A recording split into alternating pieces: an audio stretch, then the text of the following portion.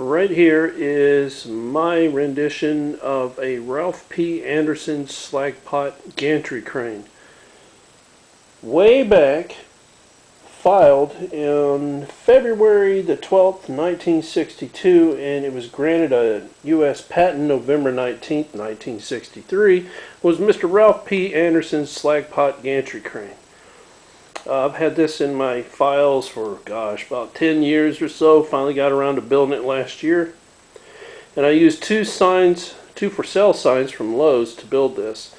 I took 1/4 inch tubing, and that's what the spacing is between this side and this side on this, and I think I used 1/4 inch tubing or larger on the main span here on both sides. It was a super fun build. I had a great time building it. It took me about 6 months to build this in my spare time when I could get away from the horrors of daily life. It has 2 trolleys on it. The Ralph P. Anderson, the first one that he made, it didn't have 2 trolleys. I put 2 on there because that's what I wanted. These are found around the world. I'm not sure just how many are still in service. I'm sure there's a bunch still in service. I have a grapple on this trolley and a slag pot on this trolley. Everything is completely scratch built, minus of course the handrails. Handrails I bought. It was just easier to buy them and install them than it was to make them. I'd been here 3 years trying to put handrails on these things, and it cost me about, I think, 30 bucks just to put handrails on this thing. I think they were Plastistruct handrails, but it worked out great. It's painted, I forget what color, blue. I like the machinery color blue. It's not like I can see it, but I know what it is. It's a machinery color blue. The cab right here is detailed with a control stand and little joysticks on the side. You probably can't see it. Don't worry, I can't either. The stairs are still a mess. That was the hardest part, was building the darn stairs. So I'm going to get some Walther's fire escape stairs and bash them into these stairs at some point. I don't know when the heck I'm going to do that. If I had, any intimate knowledge of RC type stuff, I would have made this an operational crane, but I don't know how to do that stuff. Way out of my pay grade. But this right here will be behind my EAF that you see hopefully in front of you. I'm going to build an electric arc furnace inside that's going to be lit with sound, because a guy on YouTube did it, so if he can do it, maybe I can. I'll give it a whirl. But you want to see something really cool? Look up HO scale electric arc furnace.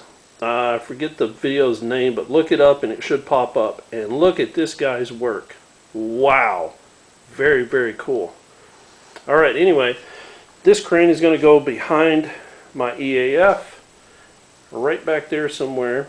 And as soon as I get ballasting and start doing some scenery, I'll finish up the steel mill.